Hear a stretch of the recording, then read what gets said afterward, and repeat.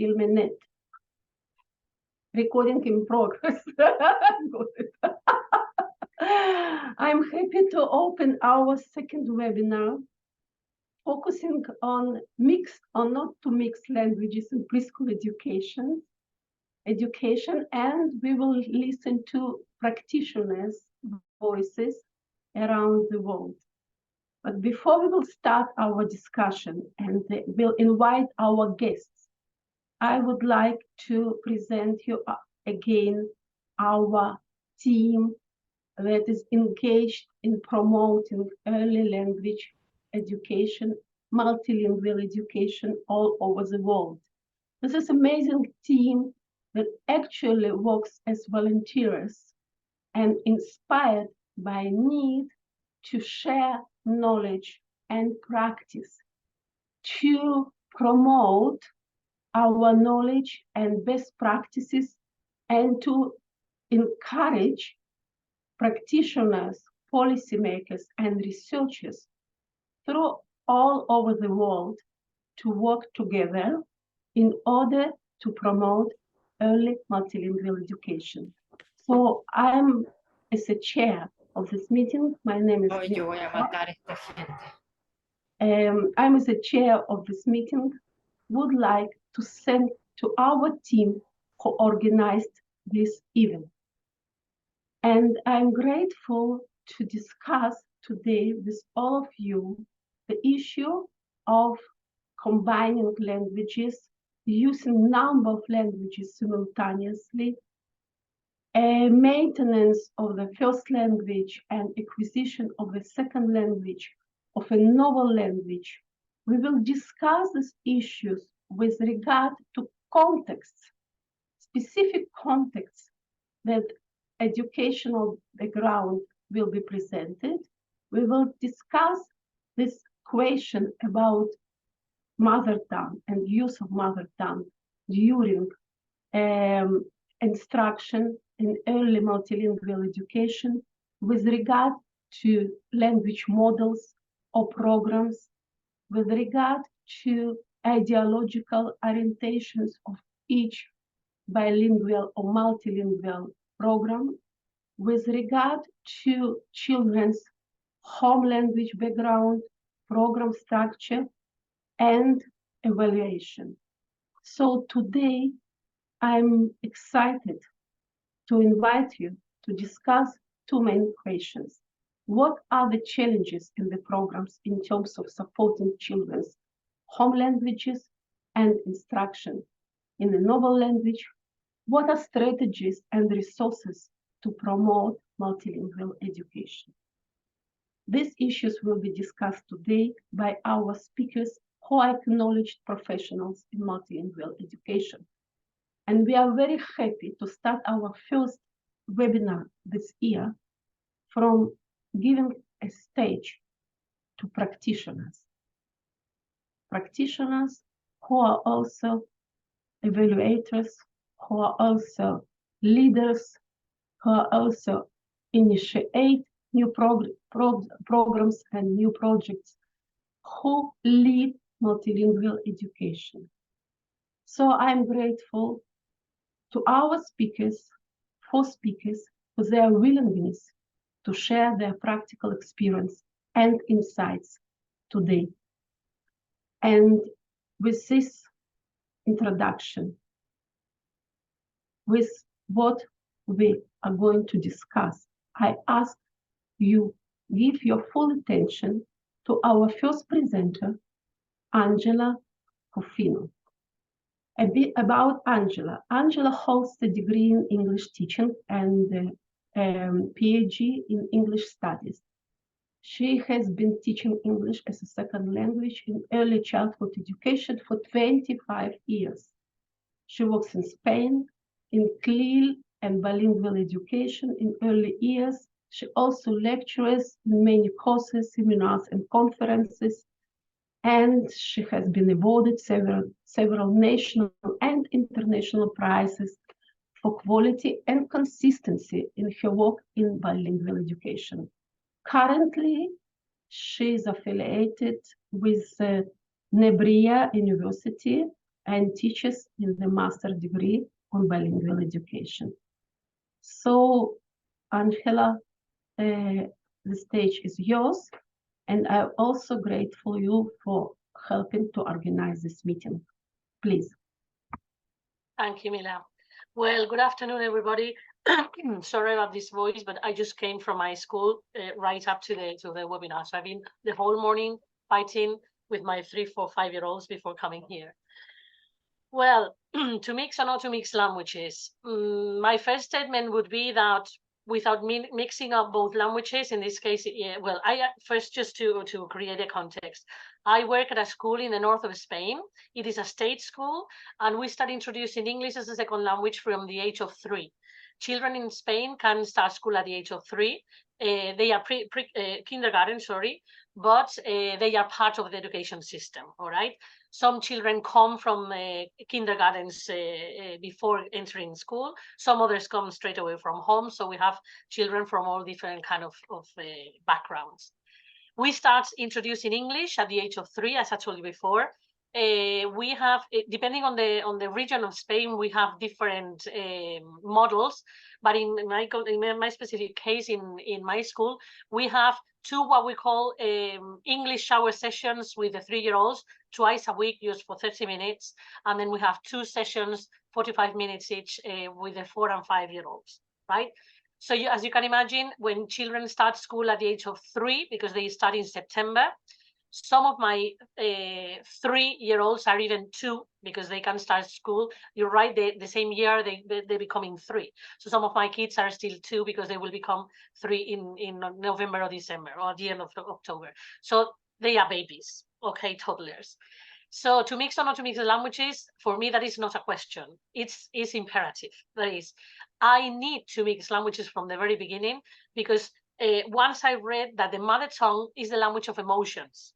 And one of the first things we have to do with these kids is become empathetic with the situation of they're starting a new stage in a new place. For some of them, something that is completely new, all right, far away from the family or from the familiar environment, and with some resources that for them can be completely new, especially if they never attended a kindergarten before.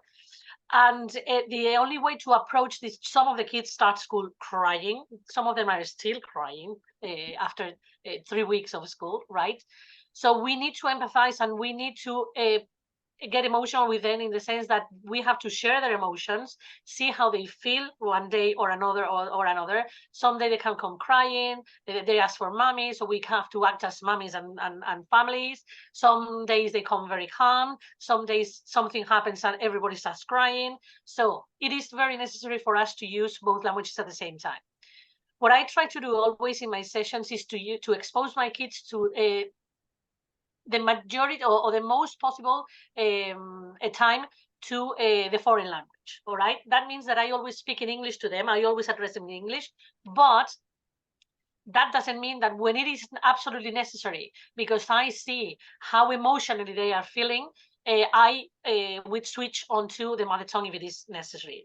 But when I do it is only on very specific moments of the lesson. For example, at the beginning, if any of them comes into the classroom crying, or if something happens in the middle of the lesson, because some children feel, you know, not safe because they don't know what is going on, because usually they come from a different classroom with a class teacher. Their class teachers talk to them in Spanish, and then this crazy lady is speaking to me in something I cannot understand. So what I do is, from the very beginning, I use the foreign language as much as possible, as I said before. But if necessary, I switch on onto the mother tongue.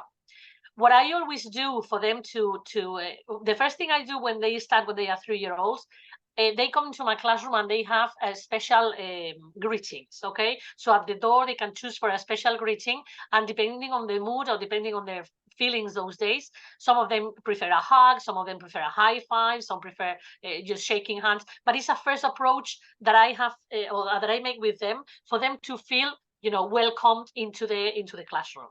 The classroom is very much decorated with many different colorful things that attract their attention, and things that they are familiar with. That is, or cartoons that they are used to, or protagonists of stories they have heard about, etc., etc. Another of the things that I always do is present them a visual timetable, because I want them to know exactly what's going to happen at every moment in the classroom.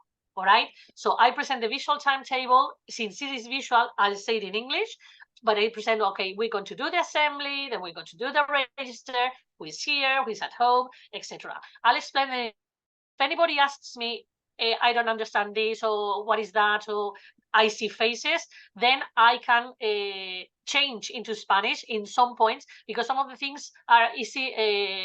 I think they are easy understandable or comprehensible on the side.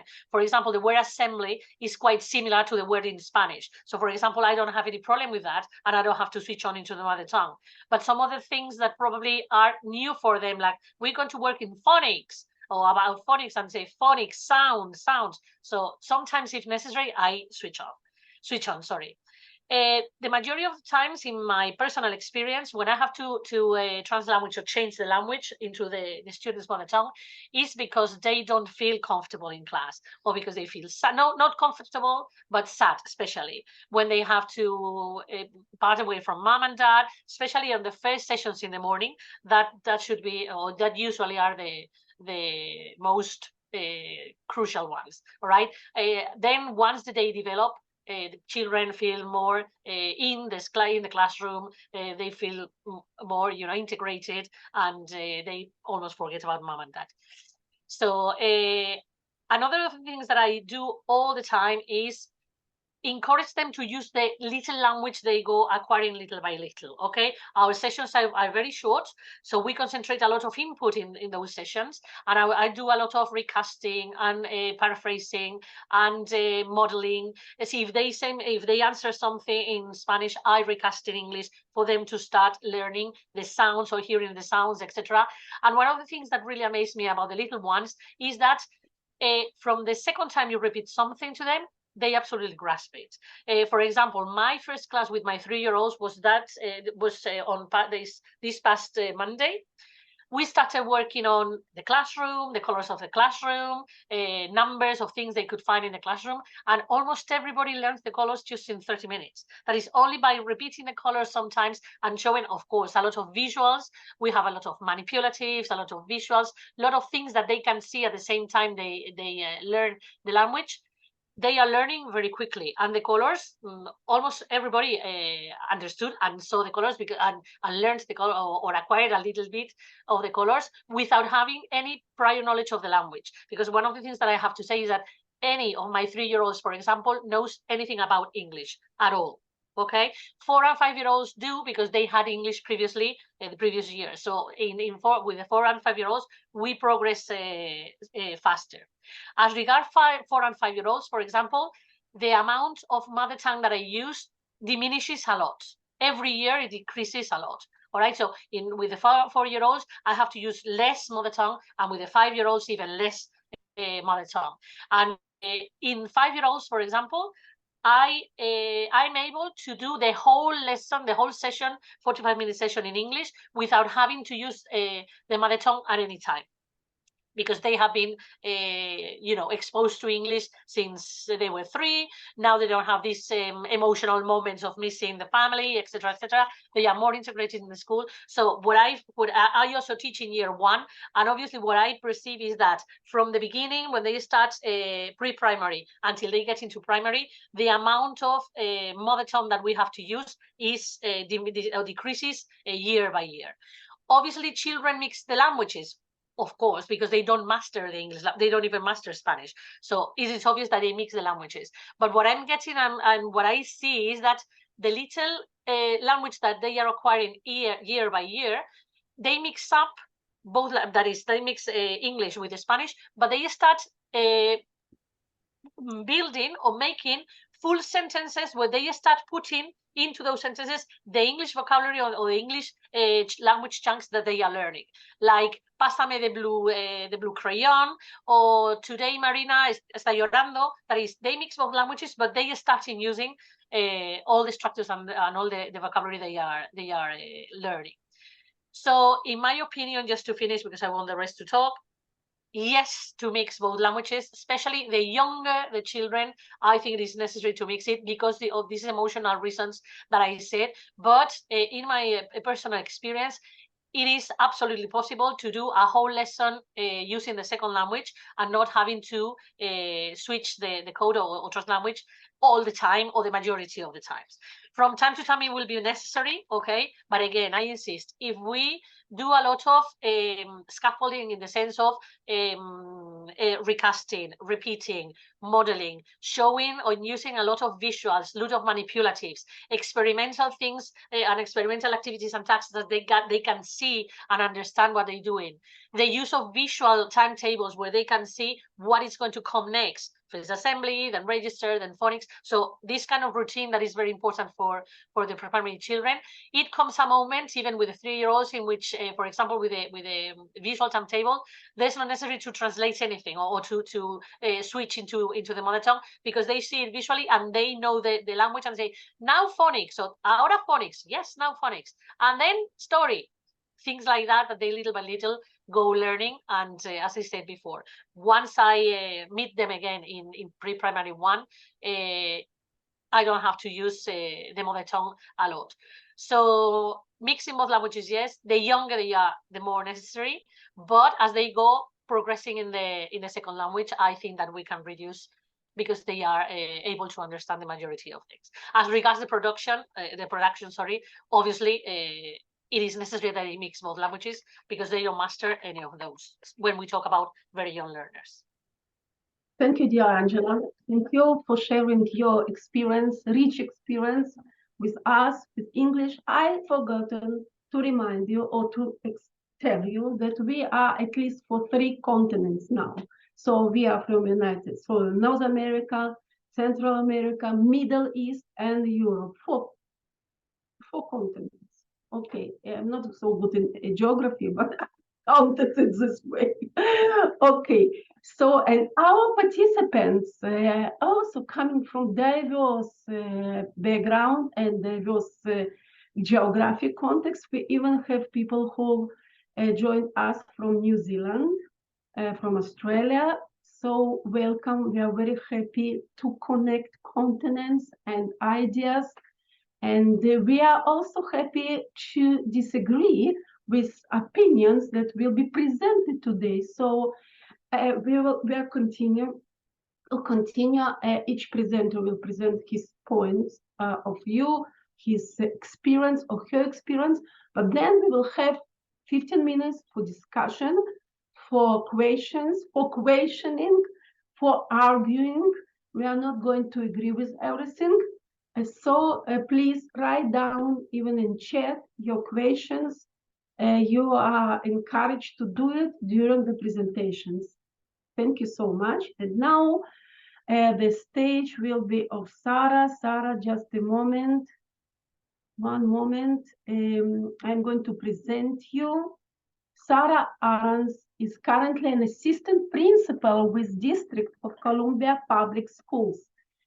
She began her career in Washington as a pre-K preschool teacher in a Spanish-English dual immersion classroom.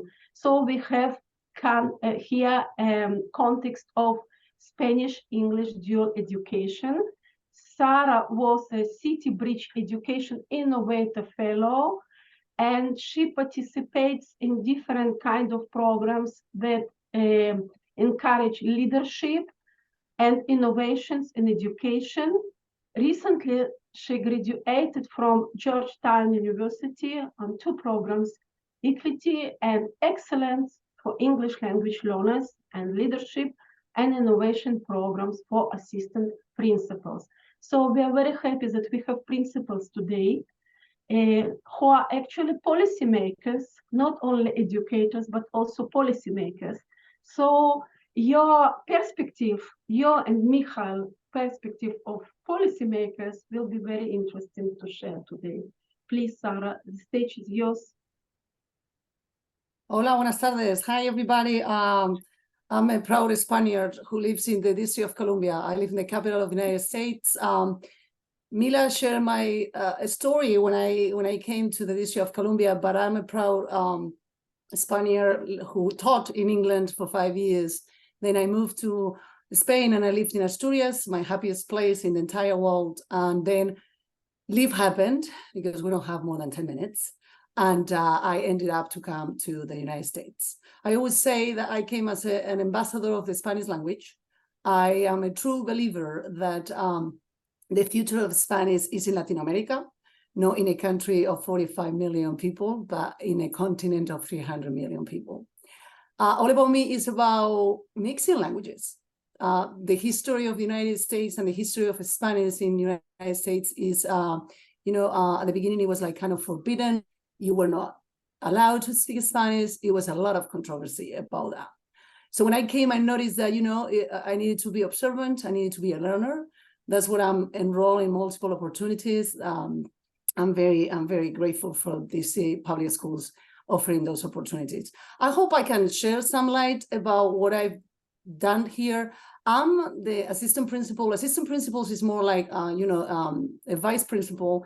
It's a different figure in the United States than what I remember when I was in Asturias. We do help with a lot of, we wear a lot of hats. So unofficially, my school is not dual language, but I'm a troublemaker and I have very unpopular views. We are a dual language school. I have, I proudly lead a school where many of my kids are multi-language learners. So the first thing, talking about policies and talking about laws and talking about things, the District of Columbia is very innovative in changing terms. We don't use the English language learners anymore. We think it's subtracting and we think it's pejorative. We use multi-language learners. So I remember a time where I was a little shy because of this beautiful accent of mine that I have now, because I learned English when I was older. But I'm a mother of two who don't have that accent. Therefore, an accent is a sign of bravery. When I came to the United States, I was put in a room to teach fourth graders in Spanish. So again, we don't teach Spanish, we teach content in the language. So the language is the vehicle of communication to teach something. Yes, it was after 15 years when I arrived here being in education that I thought I didn't know how to teach. So it's a lot about mindset and about shifting and about learning. So I hope that everybody who is here today is open-minded and open heart and learn something new, because that's the only way we're gonna move forward. So when I came, I still saw the division of languages. Actually, that picture of the brain left, right is wrong. You pull from the repertory in your brain to communicate. So yes, we still say in Spanish, te doy feedback. No, I don't use retroalimentación. I don't say I'm an entrenador. I say I'm a coach. That is okay. That is okay because languages are organic, are a living thing, and we need to acculturize and acclimate to the environment. So what we do basically after, being a teacher and then a teacher leader and then a coach and now an assistant principal, what I bring to my buildings is that change of mindset and seeing the whole child. So the whole child is a child that needs first to be cared for and loved and nurtured, because you only learn from those you love. So what I really do is that, can we see the whole child? Where's the family coming from? And what is the culture of the family? I'm not even talking about the culture of the country. I probably have 30 languages in one of my schools. I'm an assistant principal in 2 schools, and the other one probably 10. And I'm talking from Japanese, Amharic, Romani, French, Spanish, of course. Only 50 million of Latinos speak Spanish in the United States. I always say that ironically. So that being said, it's about when we lesson planning is how do you accommodate your lesson plan to the child? So the child doesn't need to accommodate to us anymore. He's bringing something. Before it was like a subtraction. Now it's you bringing something. You already bring a language, but I'm going to teach you another way to say things, because another language is to learn another way of saying things. So anyway, we are changing the lesson planning. We're trying to meet the kids where they are. I always tell my teachers relationships before rigor. You build a relationship with the child, you create the environment, you build a relationship with the families or caretakers and caregivers, and then we start working from there. The cultures need to be represented in the room. The culture and the language needs to be included and embedded in your lesson plan. And again, everything that is said in the room is okay. We take it from there and we build it. I'm going to teach you a different way. Because as you may know, even English has many different ways to speak English. There is no right way or wrong way. We always say the BBC English, and that's how I was taught. But guess what? I came to the States and I needed to drop my T. Because if I say a bottle of water, everybody was a little like, no. So what I'm saying is there are different ways to say things in all the languages. And at DC, we believe that we need to translanguage and code switch as needed to grasp the content. And that means that I will have to code switch between languages. But that requires to be a master. So I'm not saying that we're just saying it doesn't matter how we're doing it. It's about intentionality. It's about lesson planning. And it's about pushing a little more next time. So I see that little Sara is improving her skills in this language. I can push it a little more. But I see that little Angela needs a little more scaffold. And as we know, a scaffold means like when we're building, right? You use it when you need it, and when you don't need it, you take it off. So I'm just always trying to say that communication, again, is a vehicle of transmitting content and information. So I also push my teachers in early learning to give the kids different modalities to express an answer. It can be pointing, it can be a gesture, it can be a movement, it can be a drawing. So again, as long as you are communicating, you are giving us, an answer, or you're giving us a way to transmit information, that is okay and that's valid.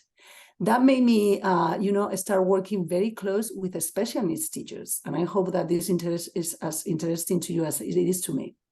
I ended up being the SPED coordinator, specialist instruction coordinator.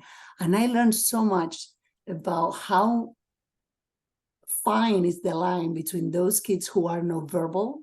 And that doesn't mean they don't speak. They are not as much verbal as others. Because if you think about it, a multilanguage learner, when exposed to another language, is not as verbal.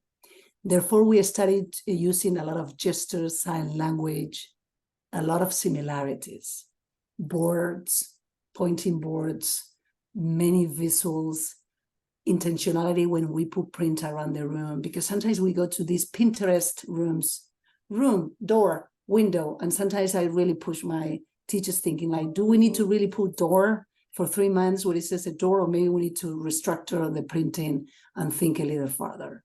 So now we're working as one, SPED teachers, multilanguage learners, specialists, general ed teachers, serving in a city where, everybody speaks a different language, and therefore we need to embrace that. I hope I gave you a sphere of what I do. I am a huge advocate about, again, translanguaging and cross-switching. There are even published books in this country where poets will write translanguage books and poems. I will be happy to pass that information to Angela. May you be interested, and I will be here when you have any questions. Thank you, everybody, for your attention. Thank you, Sara, for your inspiring talk, for your passion, for your leadership, for your innovations, for your insistence and intentionality. And we invite you, all our practitioners, policymakers, researchers, to share your ideas, your impressions, your opinions, your agreements, disagreements with us via chat. It will be very interesting for us to read your comments and very helpful for us in order to elaborate new directions in our webinars that we also are going to present today. So we are going to continue, and we're switching from the North American context to our where am I now? To our Middle East context. We are in Israel, and we are with Michael Farjun, my very good friend, who is a principal of preschool, bilingual Arabic, Hebrew speaking or Hebrew Arabic speaking preschool that belongs to the network entitled Hand in Hand. So Michael is an amazing leader who I know personally for many, many years, and I'm grateful for this personal connection. Michael, it's a time to tell you thank you. So Michael has been the director of the Haifa preschool, Hand in Hand preschool. Hand in Hand is an organization network of Jewish Arabic education in Israel. And he was a principal from 2019. He obtained his undergraduate degree in education and master degree in pedagogical institutions in Haifa Gordon College. He is a preschool teacher or kindergarten teacher by himself. He has experience in working with preschool children for many years. He started in Jerusalem, and now he's located with his family in Haifa. And he also is very active in hand community for Jewish Arabic education and life, coexistence. So interesting to note that Michael has 3 children. 2 of them I know personally who were engaged in my research. And all these 3 children attend Hand in Hand bilingual preschools and schools in Haifa. So, dearest Michael, the stage is yours, and we are going to share a presentation. Can you share? Yes. Please. Thank you, Mila, for all the compliments. Hello, everyone. I will share the screen with you. So we are switching from Spanish, from English to Hebrew and Arabic in our very hot and intensive area.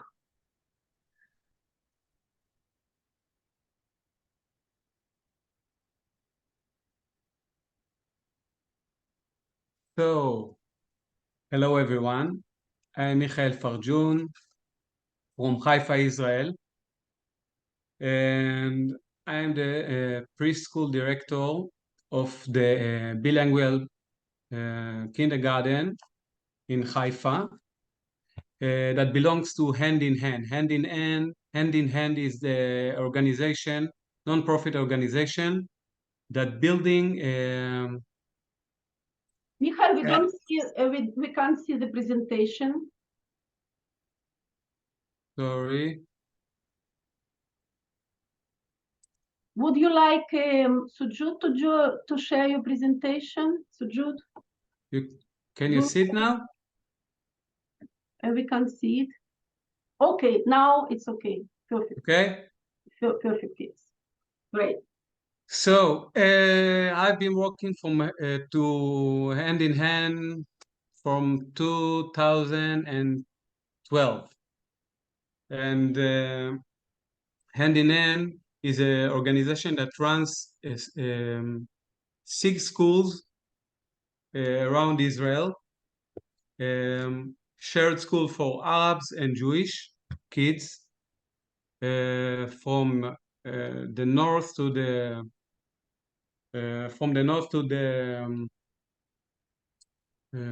south, Yes. south of Israel.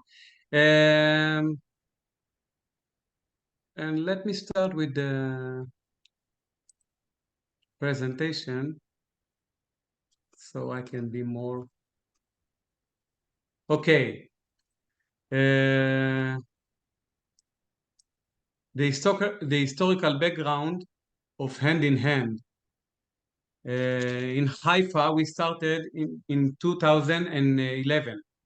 It started as an initiative of parents, Arabs and Jewish friends, citizens of Israel that wanted their children to learn together.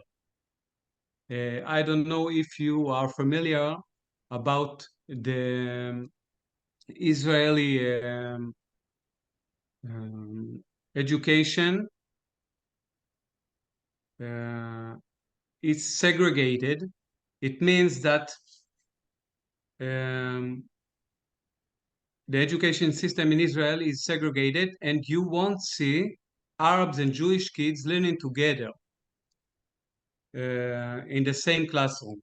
So in 2012, in 2011, we started this initiative of parents and opened up a kindergarten, a small kindergarten that was with 14 kids,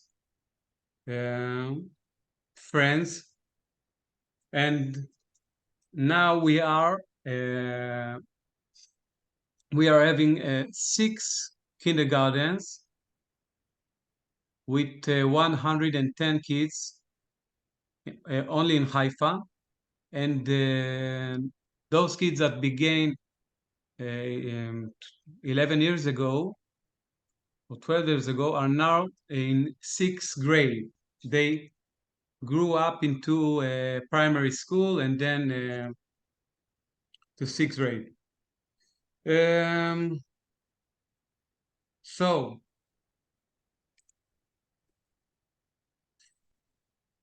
our model in Haifa preschool, at the beginning we started, I call it the Sesame Street stage.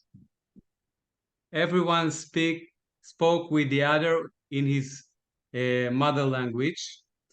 And in every classroom, we have 2 teachers. One is Arab and the other is Jewish. And we used to talk to each other in our mother language. So one was talking in Hebrew and the other one answer in Arabic, and the opposite. Although the Jewish teacher, in most of the cases, don't know the Arabic language or control the Arabic language, but the Arab teachers are more known with the Hebrew language. Through the years, we learned by doing. We made some mistake, and we were lucky to have Mila with us that support us and was guiding us and help us to find our way through the years. Okay, although we have 2 teachers in the classroom, each activity is running in one language. The Arab teacher will speak only Arabic, and the Jewish will speak Hebrew. The activity will conduct by one of them, while the other is supporting. So, for example,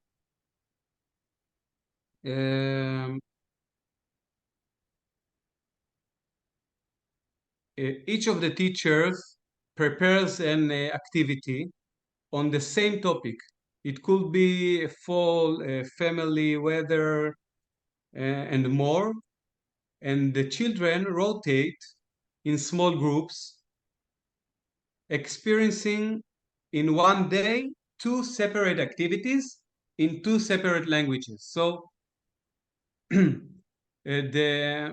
both of the Arabs and the Jewish will go through 2 activities in one day, not in their own language. Therefore, the children have the opportunity to absorb terms, verbs, opposites, synonyms, and more in both languages.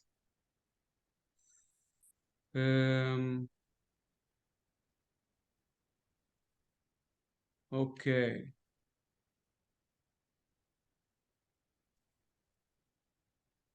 We have song and stories are each happening in one language. So we have songs in Hebrew and songs in Arabic. We are not translating the languages. We have created a database that reflects our values and suitable for each age. You can find in our library the same book in Hebrew and in Arabic. So a kid might hear a story in a different time in each language. Holidays and traditions. Because we are celebrating Christians, Muslims, and Jewish holidays, this is a great opportunity for hands-on learning through the experience, symbols, and traditions. Each of the teacher brings her or his own home to the classroom. So it's very personally and emotionally also. And that fact helps to the learning experience to be more naturally, while the teacher is more connected and close to the topic that is active in the class. Now to our challenges. Okay. We have many challenges, but I picked up the two main challenges that we are dealing with. I don't know if Sujud, you are familiar with the diglossia language. So the Arabic language is divided into two. There is the spoken Arabic and the written. These are two completely separate languages. Therefore, we must invest efforts when it comes to learning the written Arabic. So we have more teachers in Arabic, Arab teachers. We are in only third of our teachers are Jewish, and 2/3 are Arab teachers. Okay, that take us to the environment. We are trying to in Israel, the main language is Hebrew. All of the Arab parents in Haifa speaks Hebrew. The Hebrew language is the dominant language. Therefore, outside of the preschool, the children are much more exposed to Hebrew. So what we are trying to do here is to make the opposite of the outside, of the reality. We are trying to create an environment that is more an Arab environment. You can hear more Arabic in our school than Hebrew, but to tell you the truth, children are very clever, and they immediately understand that their parents are speaking Hebrew, and the Arabs here are speaking Hebrew, and we need to learn the Hebrew first of all to play and to have control. So the Arab kids are learning the Hebrew language in 3 months. In 3 months, they are already understand the basic of the Arabic language, and even starting to be active and speak. And a Jewish kid, he will understand the Arabic after 3 months, the basic Arabic, but he can go through all the years of kindergartens and won't be active in the language, but it changes from kid to kid. But the main language that control here, it's the Hebrew language, because of the environment, because of the outside that reflects to the inside, and that's our challenges. We are trying to do something that is new in Israel, that is unique. Hand in Hand was established to combat one of Israel's greatest existential threats, the growing social alienation and lack of trust between Jewish and Arab citizens of Israel. We believe that education is the key in changing this reality in Israel. Thank you very much. Thank you very much, Michael. You can see that we have different contexts and different conditions and different targets. So it's very important here that Arabic language is a minority language, it's Spanish in the United States. The Hebrew language is a dominant language. So this preschool tries to promote sticking to Arabic language, to promote immersion, full immersion, half immersion in the Arabic language in order to enhance children's exposure and in order to encourage children to use Arabic for communication, for social communication, but it's not easy. It is indeed social and cultural experiment. Thank you so much, Michael. And just again, I remind you to share your opinions, to share your ideas with us. I can see that you are very active in the chat. Thank you so much. So our last presenter, Emmanuel Ceballos, is it right, or Ceballos? It's Ceballos. Ceballos, see? Okay. So, Emmanuel, we're very, very happy to have you with us today. You have such rich and diverse educational and social and life experience. So I will reduce a bit your bio. If I will miss something, you will add. You are an English teacher originally at the Collegio Hollandes Quaretaro.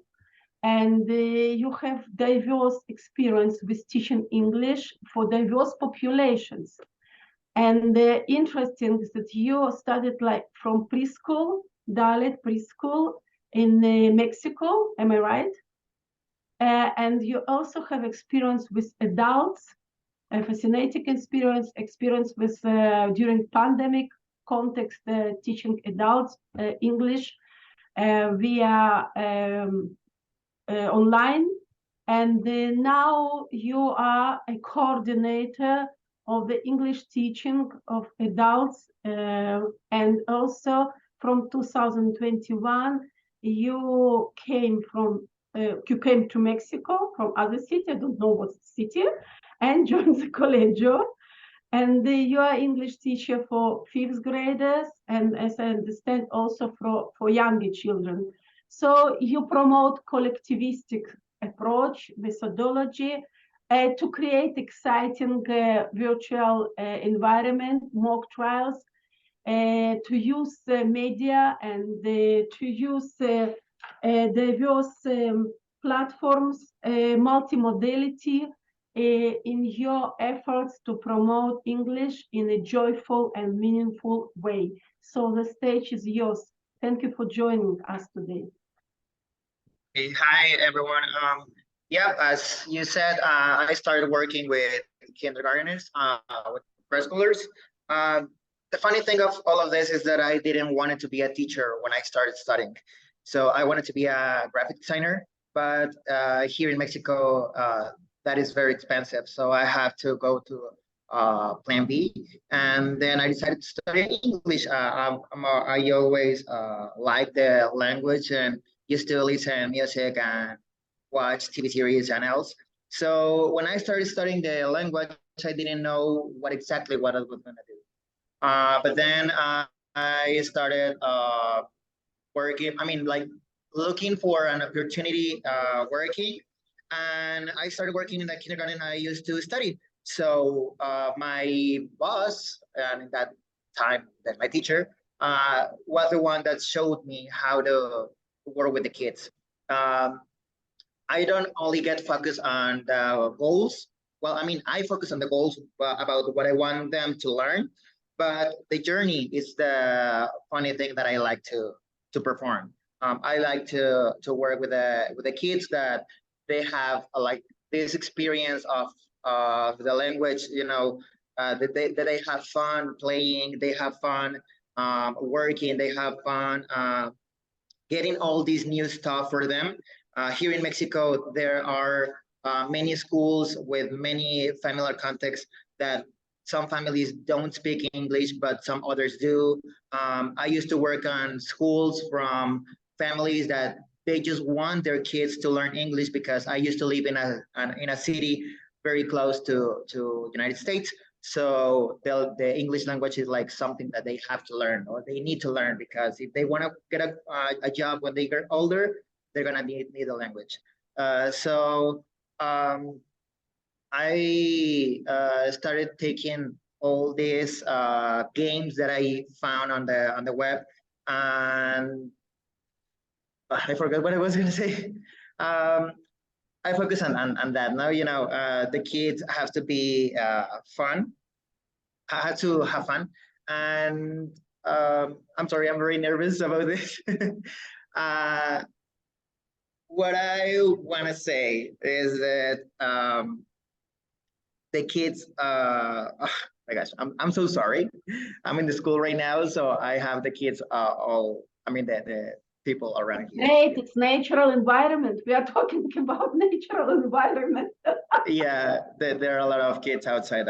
I'm in the library right now, actually. Okay, but I was gonna say is that when the kids get to learn this new stuff because the families don't speak in English, they enjoy the discover. You know, when I get into the classroom and I say, "Oh, hello, good morning, how are you?" and I sing the song like, "Hello, hello, hello, how are you?" The kids are like, "Ah, yes, hello. What is hello?" Well, in Spanish, no? And I say, like, it's hola, buenos días, ¿cómo estás? And the kids like, oh, okay. And when I say something different, they were like questioning, what are they talking about? What is he talking about? But then they say like, hola, ¿cómo estás? And I was like, hola, what is hola? And they like, oh, yes, hello, hello. I used to like translate these words for them because they don't speak the language. So when they tell me a word in Spanish, I used to make this like accent, like, oh, hola, that's funny for them. So these families, they don't speak English, so they motivate them to talk because they want them to talk in English. But my job is to make the learning fun. So I used to have a lot of bosses that helped me a lot, giving me this information about neuroplasticity and how to improve the skills with this cultural mixing, the language with the cultural of in this case of the United States. For example, when we talk about Halloween, when we talk about Thanksgiving, when we talk about Christmas, all these topics are like interesting for them. So I like to mix the language only in some cases. When I used to work with kids from first grade, they don't speak even Spanish. So what I do is I play a lot of songs. I used to have a lot of energy in those years. I don't have it now. So I used to dance with them. I used to play with them, like making these mimic movements. If we were working with fruits and vegetables, I used to say, oh, this is the apple, and show the fruit or show the flashcard or something and make this mimic about the apple. And they get familiar and they say like, oh, I have an apple. O yo tengo una manzana.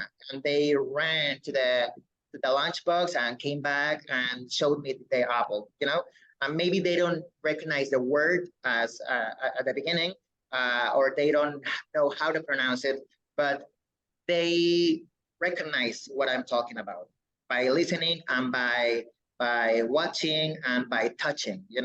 In this case with kids from preschool, they need to be really active if we want them to learn all the language. I mix the language at the beginning when I start like giving the directions because none of them used to understand me. As I said, I used to work in many schools where the language is not the main language for them, or they don't have this context in their families.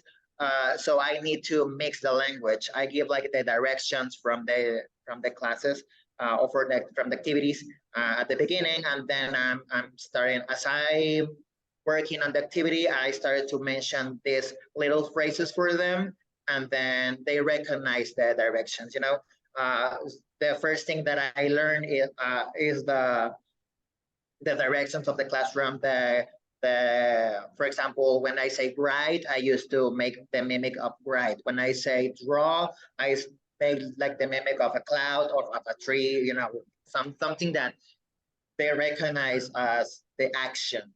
When I say read, I point my eye and make like I'm changing the pages from a book, you know.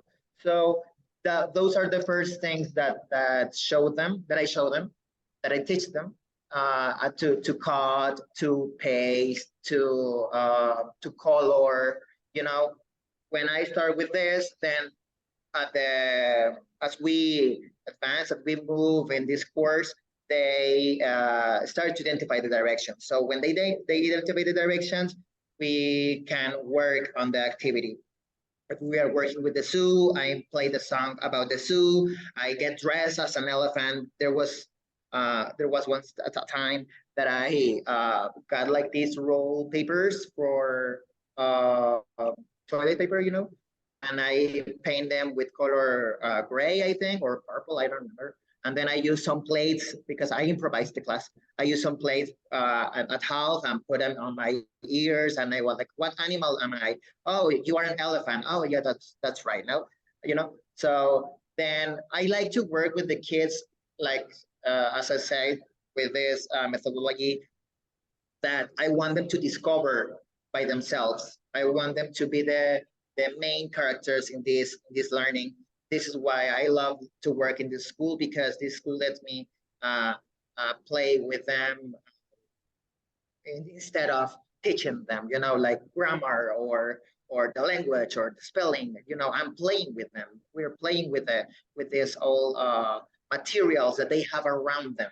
In this school, well, actually in this school, we have like plenty of spaces. So we take some chalks and draw or write on the floor. In the other schools that I used to work, we used to have a lot of materials. So we take like glitter, we take paint, we improvise some dances.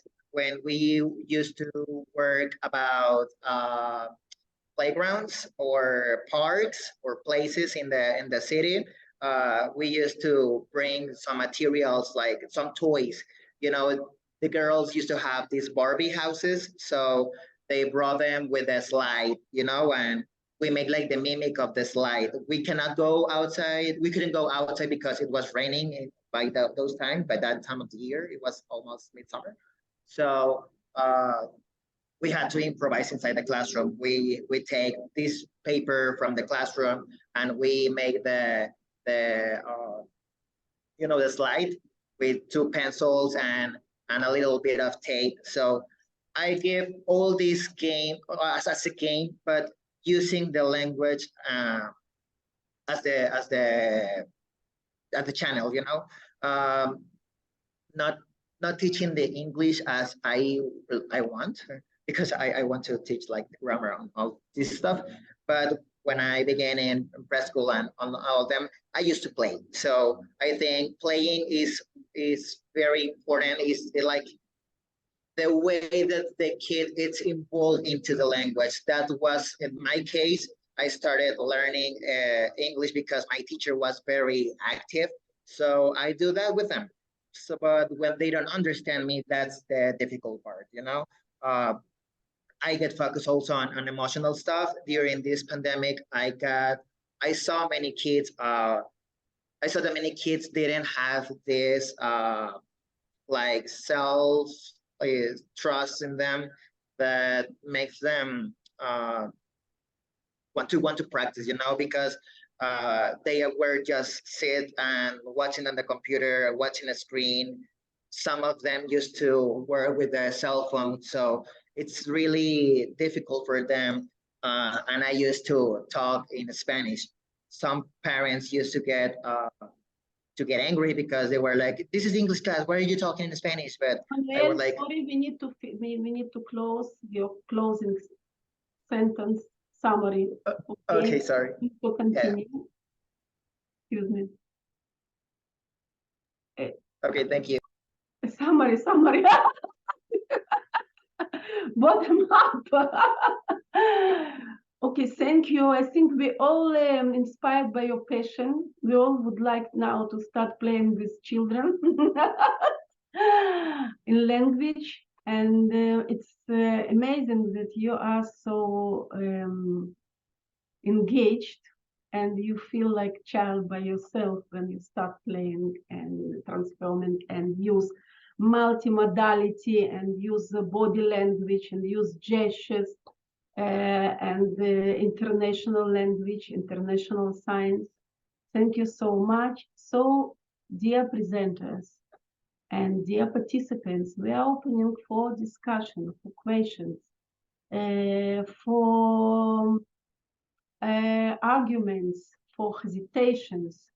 We were exposed to different contexts, 4 different contexts. Even so, 2 of them deal with English. There are different contexts of English teaching, different models. So please, you are invited to share your ideas.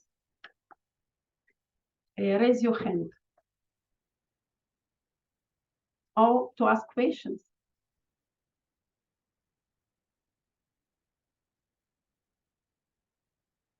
Dear participants, it's a time to open the camera.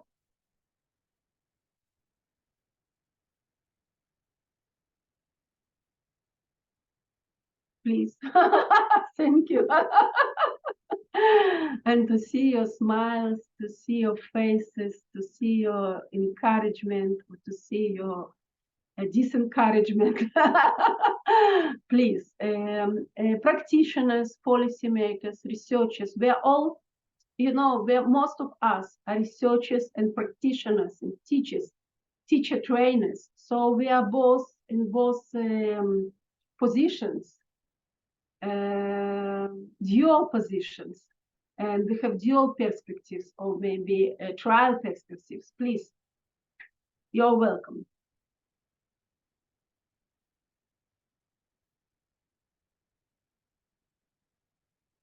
Meira, would you like to start? So Jude, can we open the microphones now? Thank you. Okay, hello. Hi, Mila. Hi, everyone. Lovely to see you all again. It's been a long time. The presentations, I think, were just very stimulating today. And it's lovely to see the emphasis on the child as being the center of the work that we're doing. And I completely agree with whatever one of the speakers was talking about. The lesson plan should follow the child rather than accommodating the child to the lesson plan.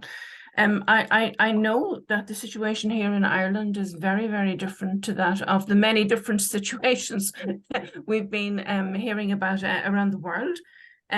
But my own connection at the moment is with immersion education, where the Irish language is being, I suppose, presented as a new language to many children who are native English speakers themselves. And in fact, many of their teachers will also be learners of the Irish language, and some who are native speakers of Irish.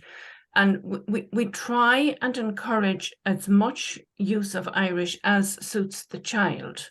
But there comes a point where somebody has to make a decision about, are you going to continue in everyone's mother language, which could be English, or how are you using the situation to encourage the learning of the new language?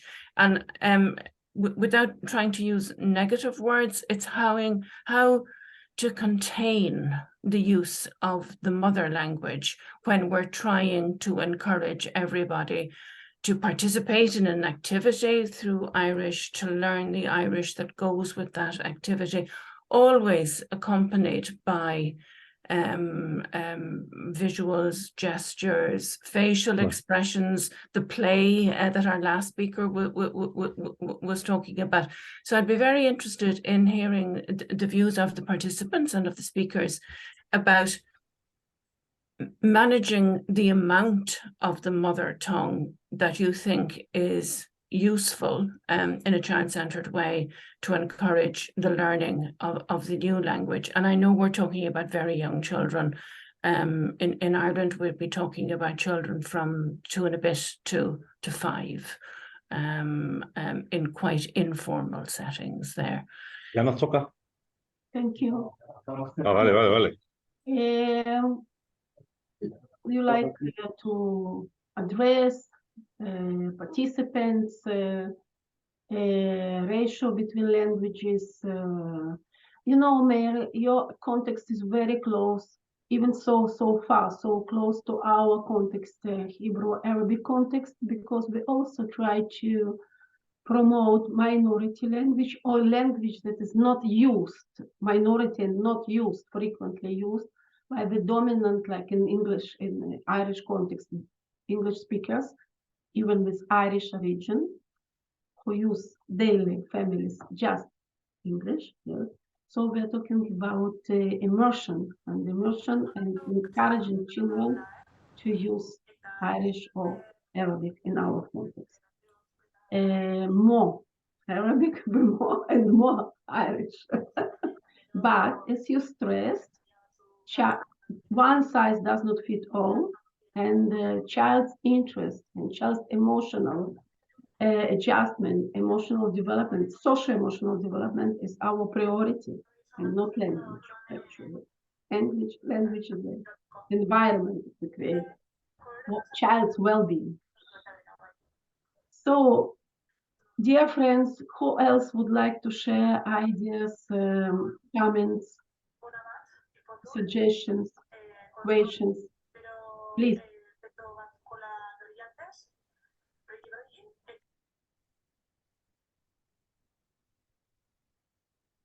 Anna, you can go ahead.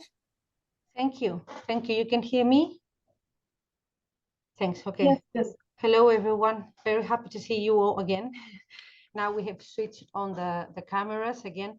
Well, this is in connection. I was thinking about in connection with our colleague Mayor's question or comment about the use of the Irish language or the mother tongue use, and how much of this language or languages should be encouraged and to what point. Yeah, I was very curious when I was listening to Angela and Sara first, because they were mentioning translanguaging, and I was thinking, to what extent do you guys refer to translanguaging or code switching or changing the language from time to time?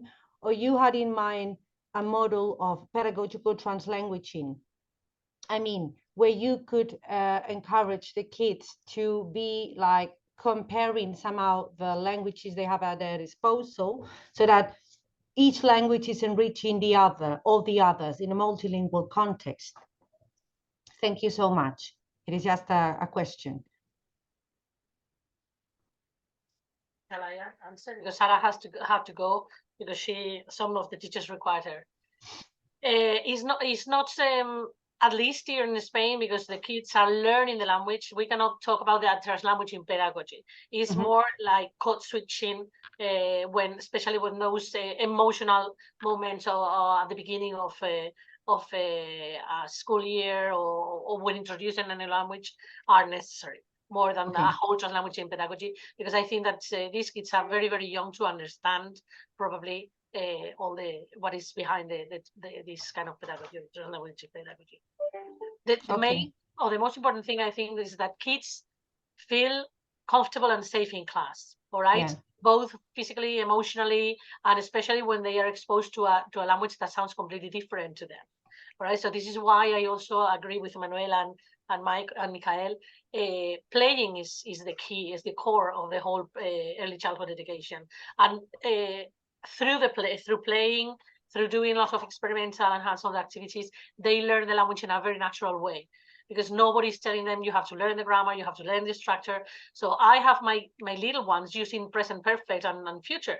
And some teachers say, how is that possible? Well, because we do experiments and they need to use that language. To use that language, yeah. Yeah, that's it. So the thing is for them to feel comfortable.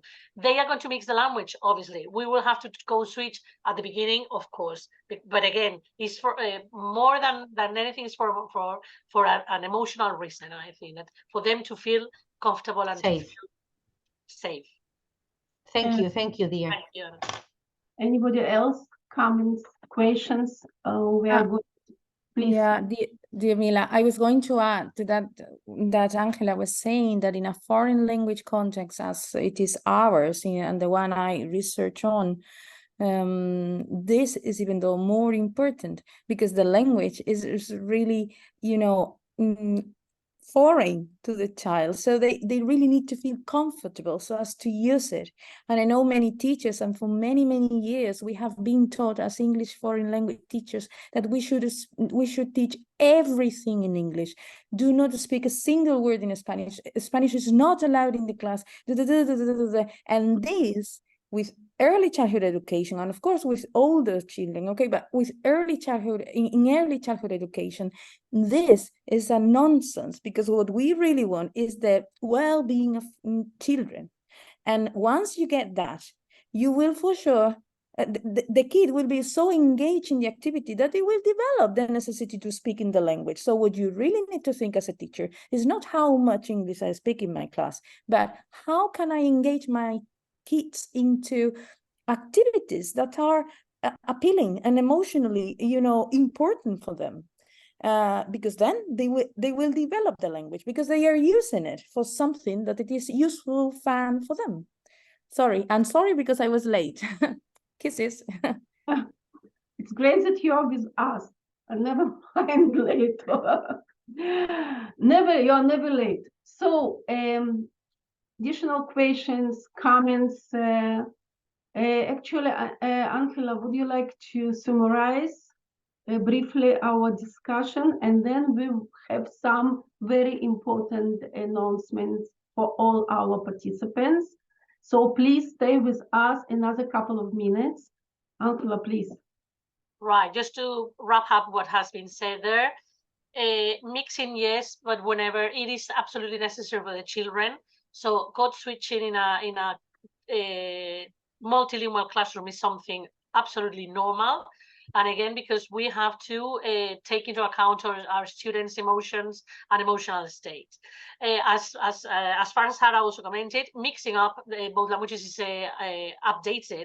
Sorry, something up to date. Like she said, I'm going to give you feedback. I am your coach. That we say those words, that we incorporate these words into our everyday conversation. So mixing up the both languages or two languages is something normal in almost all societies.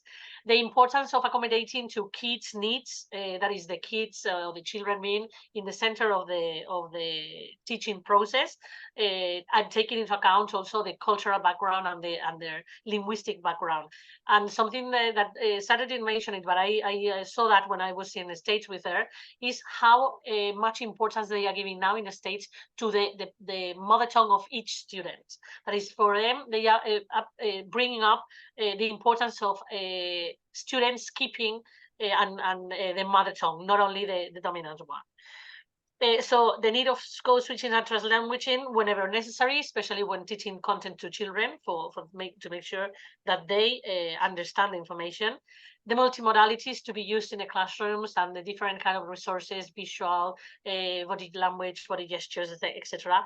And something that really shocked me, yes, or called my attention, is that Sara said that before going into verbal production, it's very important that students give non-verbal answer to our requirements or whatever. That is, that they use body language, gestures, faces, mimics, whatever. very important also what Michael said about the dominant language, how children are so clever that they know that outside the dominant language, that is, the predominant language is the one they need to learn.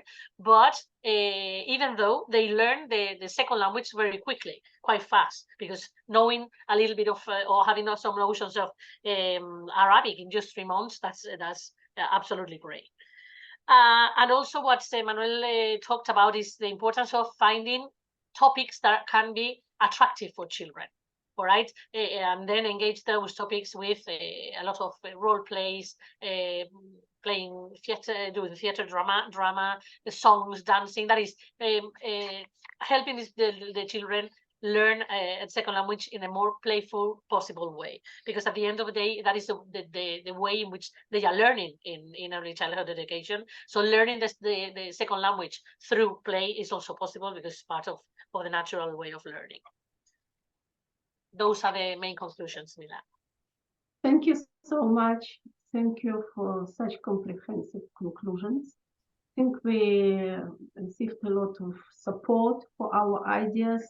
And also we learned a lot from our practitioners, and indeed we are grateful for our practitioners and policymakers and leaders and initiators for their participation, active participation. And now we have some very important information for you to share about our network. I guess, sorry, Mila, I guess there was another question. There was another participant who wanted to ask. Oh, excuse me, I did not see. Excuse me. Yeah, there was I guess it was Aoife. Aoife and Jackie has their hands up, so maybe we can, I think Eva was before Eva, Jackie. please. Yeah, Aoife was first. Okay, thank you. Hi. Sorry, I put my hand down because I thought we were running out of time though. My question was, and it would be very interesting if Sara was still here, but I think it's a question that anybody who's teaching at a school with children from diverse mother languages, mother tongues would be concerned about, is when we're encouraging that the children respond and tell people to talk in the classroom in their mother tongues. If we don't know those languages, if there were some ideas that people had that some of the speakers would like to suggest, because I think it's a worry that's one of the reasons why teachers mightn't be encouraging a lot of the children's mother tongue use in the classroom, feeling that, well, you know, if they say something, I have no idea what they're saying. So what would you answer to this? Anybody, any of the speakers, or who would like to anybody else? Please, Angela. Well, that's an issue, because that is one of the problems that Sara told about. Having 10 or 15 different languages in a classroom, you almost, I've never met a teacher who was able to address 15 different languages in the same classroom. What we try to do, or at least what I try to do with my kids, is using body language, gestures, trying to reach that child the best possible way. And even some of my colleagues, for example, the class teachers, are even using translators. In Google, they ask the child to say what they are saying. They put the mobile phone near, and there is a translation there, so the teacher knows what they can be feeling or asking or demanding at that moment. I know that is very rudimentary, but unluckily we don't have teachers who are able to manage a class with 15 different languages. So I would like to add that we have classrooms in Israel with 15 different languages. And what we suggest our teachers, and actually teachers come to this conclusion by themselves, that some greeting, counting, in different languages, some songs, some signs, cultural signs. It can be also musical instruments. It can be toys, traditional toys.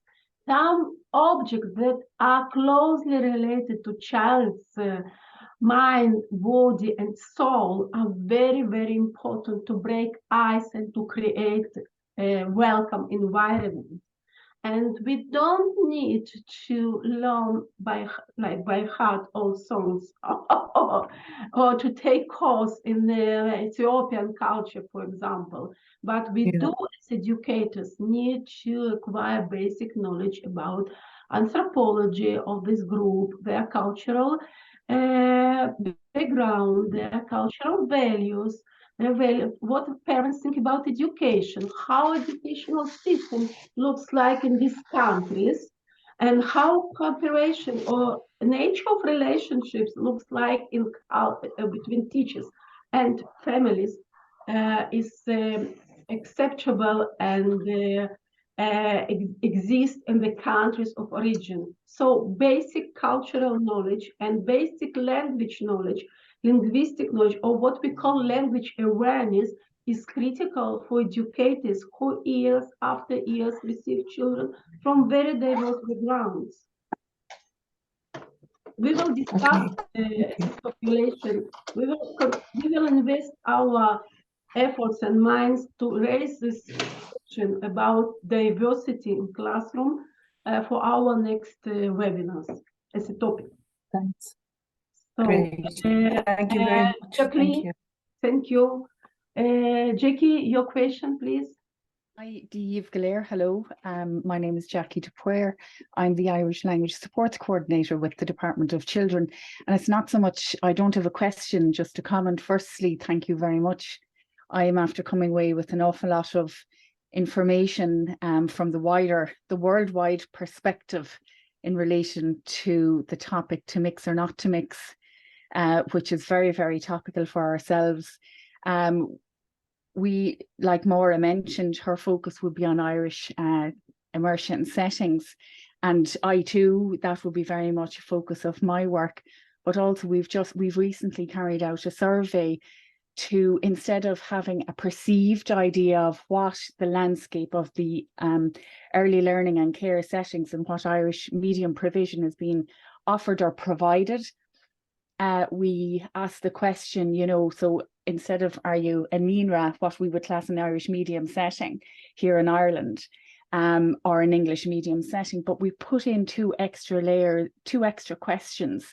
Are you a mixed setting, or are you an English medium setting that use some Irish? So we have those survey findings. Now I know it's a snapshot, and that report is due out within the next week or so. So that's going to be really encouraging for us as the Department of Children to provide, and we are working on a comprehensive plan to support Irish language supports for the sector. So it does encompass all settings, the Irish medium settings. And for us, just to put it into context, in Ireland, we have Gaeltacht areas, which Irish is the predominant language, but not specifically. So there is that, the word spectrum comes to mind when I think about supporting the Irish language within the early learning and care settings. So I'm going away with an awful lot of information and encouragement. So I'd like to thank you all for the opportunity to be here today, and just to commend you all on a really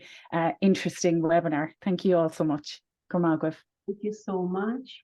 I think we will plan also discussion about the endangered languages, indigenous and endangered languages like Irish, Welsh, and other languages that are actually can be defined as endangered, and language revitalization in this context. We will discuss this point and these issues with you in our following webinars.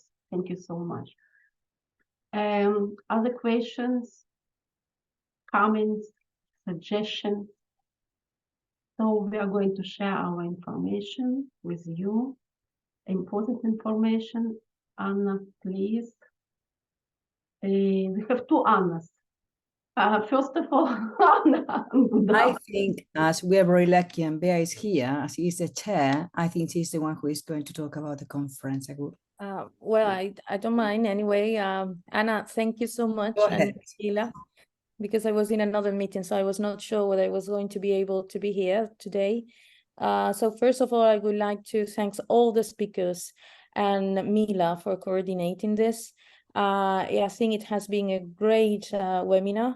Thanks to all the people who has accompanied us. And we hope you, if not yet, you become a member of our network. And just for you to know that we are planning our next conference, and it will be in Granada in 2024. So we are repeating venue, but we are having a lot of different and surprises and things that we want to innovate. So I hope you come to Granada conference, and the call for paper is open now. It will be an on-site conference in the Faculty of Translation Studies, and it will be open, the call for papers, until the 20th of December of this year. And we hope that the provisional program will be available around the 20th of May. And then you've got all these dates on our website. We are very, very lucky. Mila, could you please press? Okay, so we are very lucky to have 4 keynote speakers: Jasone Senov, Mila Svart, Teresa Fleta, and Gunil Alstad. We are going to have a broad perspective of early language learning and multilingual education in early childhood education. And you can participate with your contributions, different types of contributions. All the information is in the website. And with this QR code, you can enter our website, or you can also enter our conference. In the chat, you can find the link. So thank you so much, and hope to see all of you around Granada in September 2024. Thank you for your kind invitation, and we are near to pack our luggage. So let's continue to our third webinar. Dear Anna Otto, please present it. Yeah. Well, thank you so much. Well, this is just in a small scale, yeah, thinking about the forthcoming event, which will take place in December. We will send you the due date, the date in due time, yeah. But it's gonna be like in December, late December, before Christmas holidays, yeah. And it's about policy making for multilingual education in the early years. We're very committed with this topic. We acknowledge it is very important to plan it carefully, where there was a colleague today talking about that, Jackie. Thank you, Jackie, for raising the topic, yeah.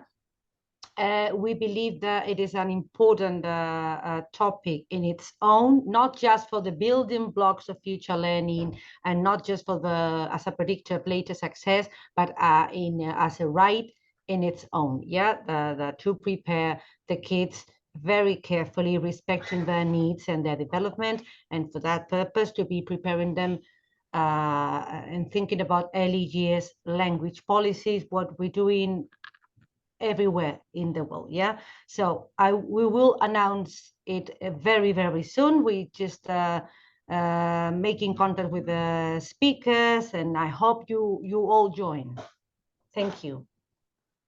Thank you so much, dear Anna. So we are going to close. Thank you for your participation. Thank you for your sharing, for your ideas, for your passion. And we are going to meet soon again. До свидания, литраот, bye-bye, arrivederci. You can also join with your languages. Большое спасибо. Thank you so much. Muchas gracias. תודה, שוכרן. שוכרן كتير. תודה רבה.